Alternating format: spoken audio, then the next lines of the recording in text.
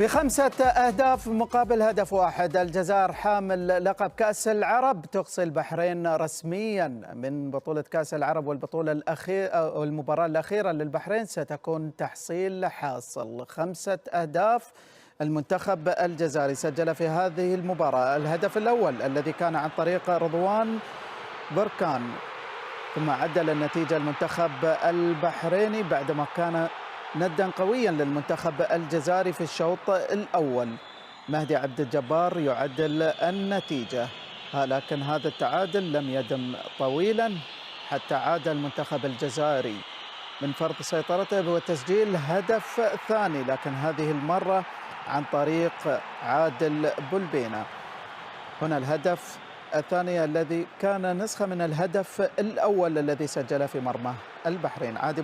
عادل بلبينة الهدف الثاني قبل نهاية الشوط الأول من ضربة جزاء تقدم لها ياسين بن زية ليضيف الهدف الثالث وينهي الشوط الأول بتقدم الجزائر 3-1. في الشوط الثاني حينما كان المنتخب البحريني ينشد العودة للمباراة يتفاجأ بهدف رابع للجزائر، هذه المرة عن طريق رضوان بركان الذي يضيف الهدف الثاني له شخصيا في هذه المباراة والرابع للجزائر. 5 أهداف هذه المباراة كان عن طريق عادل بلبينة أحد نجوم هذه المباراة اللي سجل الهدف الثاني أيضا له شخصيا والخامس لمنتخب الجزائر. 5-1 هي النتيجة النهائية للمباراة.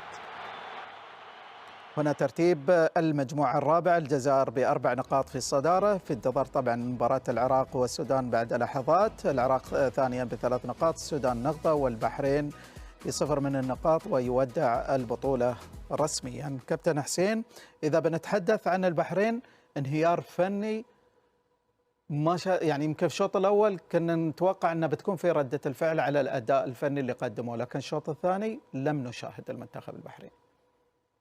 يعني واحد يحتار صراحه، انا يعني ما عندي كلام اقوله يعني للامانه، يعني ما معذور والله ما يعني طارق للامانه، يعني شنو بتتكلم يعني انت الحين لو انا بتكلم احتاج يمكن حلقه كامله، بس ان الحين تبيني في مثلا في الاستوديو ان انا شو سبب الانهيار اللي صار في الفريق في الشوط الثاني؟ طارق احنا صار لنا الحين من بعد كاس الخليج 12 مباراه اعتقد خسرانين في 10 مباريات.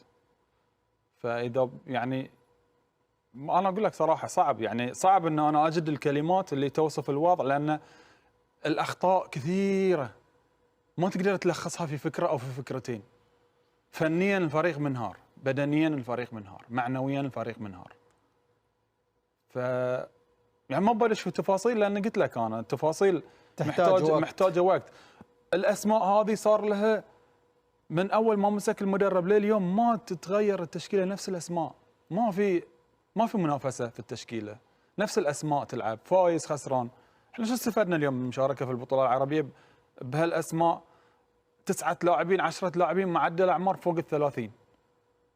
طلعنا من تصفيات كاس العالم، كان مفترض يكون في وقت على الاقل لزج عناصر جديده في هذه البطوله مثل هذه. نعم. احنا مو جايين هدفنا البطوله، مفترض كنا نستفيد من البطوله. احنا لا استفدنا من البطوله، طلعنا من بطوله وطلعنا بظهور. اليوم كل المنتخبات العربيه قاعده تظهر بظهور مشرف في البطوله. اكبر نتيجه في البطوله. صحيح. المنتخب الجزائري فوز السهل خاصة في الشوط الثاني، شاهدنا سيطرة جزائرية كاملة عكس ما شاهدنا في الشوط الأول، كان المنتخب البحريني ند للمنتخب الجزائري. بالفعل أنا كنت أنتظر ردة فعل المنتخب البحريني في الشوط الثاني، لكن انهيار تام وتفكك في جميع الخطوط. فريق البحريني لم يقدم أي شيء في الشوط الثاني، واستعراض فني للمنتخب الجزائري. وأعتقد أن الفوارق تفرق ما بين المنتخبين.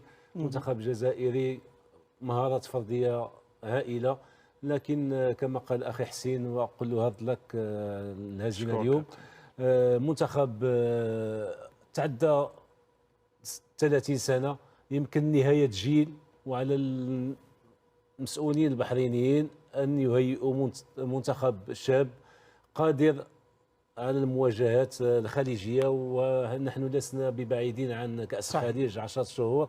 لديه الفرصة ليهيئ فريق التنافسي وفريق يشرف الكرة البحرينية في المستقبل إن شاء الله. الجزائر بهذا الفوز كابتن علي مسري هل كان مقنع فنيا؟ يمكن أنت تقول الشوط الأول لا زال الجزائر لديه الكثير. اللي يعرف الجزائر يعرف ان الجزائر بعيد عن، يعرف ان هذا المستوى بعيد عن مستوى الجزائر اللي المفروض تكون فيه. يعني عندك 3 لاعبين فقط. انا اليوم اشوف كل التفوق اللي صار بسبب نقطتين رئيسيات: سوء المنتخب البحريني دفاعيا، وتفوق 3 لاعبين من المنتخب الجزائري، فيكتور لكحل، بولبينا، وكذلك رضوان في الخط الامامي. هذ 3 لاعبين هم اللي صنعوا كل الفوارق. لاعبين قدروا انهم يستغلون اخطاء المنتخب البحريني ويفوزون. لكن كشكل خططي وتنظيمي بالنسبه للمنتخب الجزائري على اللي شفته في الشوط الاول، الجزائر محتاج ان يخرج بصوره افضل عن الصوره هاي اذا كان يريد ان يكون منافس قوي على البطوله. شكرا لكم كباتن. بنغلق الحديث الفني ونفتح الحديث عن الحالات التحكيميه لمباراه البحرين والجزائر مع خبير التحكيم الكابتن القدير جمال الغندور اللي يترك له الكلمه. طاقم الحكام من نيوزيلندا، الحكم والاثنين المساعدين من نيوزيلندا، وعندنا الحكم الفار من استراليا، جاريد من استراليا. طيب المباراة فيها 8 أهداف، 6 أهداف تم احتساب. ادي طاقم التحكيم اهو قدامنا، الحكم والحكام المساعدين من نيوزيلندا، الحكم الرابع اسماعيل الفاتح من الولايات المتحدة الأمريكية، جاريد غيليت من استراليا حكم فار، وحكم فار مساعد من اليابان. زي ما قلت المباراة فيها 8 أهداف، تم إلغاء هدفين من حكام الفار. نشوف الهدف الأولاني اللي تم إلغائه للبحرين، ونشوف اتلغى للتسلل. هنيجي مع بعض نشوف لقطة التسلل فين هي، لحظة تنفيذ أهو، اللاعب في موقف تسلل وهو اللي لعب، وبالتالي إلغاء صحيح للهدف للتسلل وقرار من حكم الفار.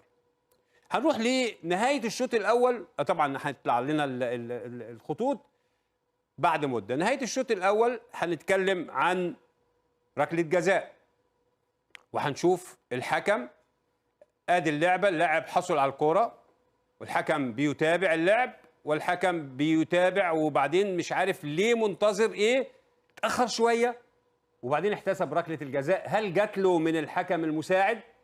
هل جات له من، يعني الفار مش هيتدخل، لكن ركلة الجزاء على كل حال ركلة الجزاء صحيحة، المدافع لم يصل للكرة ايا كان السبب، ولكن احتسب ركلة الجزاء الصحيحة. هنروح بعد كده لواحد من الأهداف الدقيقة. شفنا كلنا ساعة أهو، ساعة آخر باص شفنا اللاعب لوحده، لكن هل ده كان الوضع؟ الوضع هيبان لنا في لحظة لعب الكرة لما نيجي نشوفها الأخيرة، لحظة لعب الكرة أهي، ولقينا إنه اللاعب المدافع مغطي بص بمسافة بسيطة جدا. إذن هناك دقة في احتساب الهدف والهدف صحيح. آخر حالة عندنا هدف تاني بيلغى في الدقيقة 53، هنشوف المرة دي سبب الإلغاء إيه. أدي اللعبة وأدي الهدف من ركنية وتسجل مباشرة، لكن لقينا لاعب الحكم بيحتسب مخالفة بنفسه. أدي المخالفة أهو، شايف اليد في وجه اللاعب، وبالتالي هنا هناك مخالفة قبل إحراز الهدف، يلغى الهدف وتحتسب ركلة حرة. بشكل إجمالي الحكم أدار المباراة ومع الطاقم بتاعه بشكل جيد. كل القرارات اللي اتخذت في المباراة قرارات صحيحة. شكرا لك يا كابتن جمال غندور، يعطيك العافية. إذا مشاهدي الكرام، قبل الختام أشكر الكباتن حسين بابا والكابتن عبد الرزاق خير والكابتن علي مسري. مشاهدي الكرام، تغطية أبو ظبي الرياضية. وهكذا تابعنا نهاية لقاء المنتخب الجزائري ضد نظيره المنتخب البحريني في الجولة الثانية من بطولة كأس العرب. فوز كبير جدا للمنتخب الجزائري بالرغم من أنه كان منقوص الهدف، أو كان يعني سجل عليه البحرين الهدف الأول، أنه اطلق ثم سجلت الجزائر التقدم. بعد ذلك في أقل من دقيقتين رجعت البحرين سجلت التعادل. يعني واجهنا مشاكل في الانسجام في بداية الشوط الأول، أو خلينا نقول في النصف الثاني من الشوط الأول، لكن بعد ذلك صار انسجام كبير بين اللاعبين وبين الهجوم والوسط خاصة. هذا هو اللي كنا نبحث عليه. مثل ما شفنا المباراة السابقة يا شباب ضد منتخب السودان، كنا نبحث على وسط ميدان، يعني وسط ميدان يستطيع أنه يدور الكرة أو هكذا ويرجع وهكذا، وفي هذه النقطة أريد يعني أوضح أنه لاعب جوكر في المباراة هذه، لاعب يستحق كل الشكر على كل ما قدمه من كرات، من استحواذ، من تغيير لاعب، من الكثير من الأشياء، اللي هو ياسين بنزية. يعني شفناه مستواه رائع جدا، كيف العودة، كيف الموغات، كيف يعني تغيير اللعب في الشوط، كيف صناعة الفرص وتحويل الكرات. بالإضافة أيضا إلى لاعب آخر اللي هو يوسف عطال. طبعا لم نراه يعني بشكل رائع في الشوط يعني في المباراة الأولى، لكن بعد ذلك رجع وشفناه يعني بشكل رائع جدا، وأنه يعني صنع الهدف الثاني على ما أعتقد وهكذا. طبعا عنده كرات طويلة من وراء المدافعين، هذه هي اللي تصنع الفارق. بالإضافة أيضا إلى لاعب اللي هو يعني هذا منعدم من الإصابة، رجع يعني وشفناه أنه مازال يملك الكثير من الكرات أو كثير من ما يقدمه للمنتخب، اللي هو القائد ياسين إبراهيمي. رأيناه يعني بشكل جيد جدا، قدم تمريرة حاسمة للهدف الخامس لعادل بولبينة، وكان يعني عنده الكثير من الفرص والتي صنعها، وكان عنده يعني الكثير من مثل ما قلت لكم التسديدات على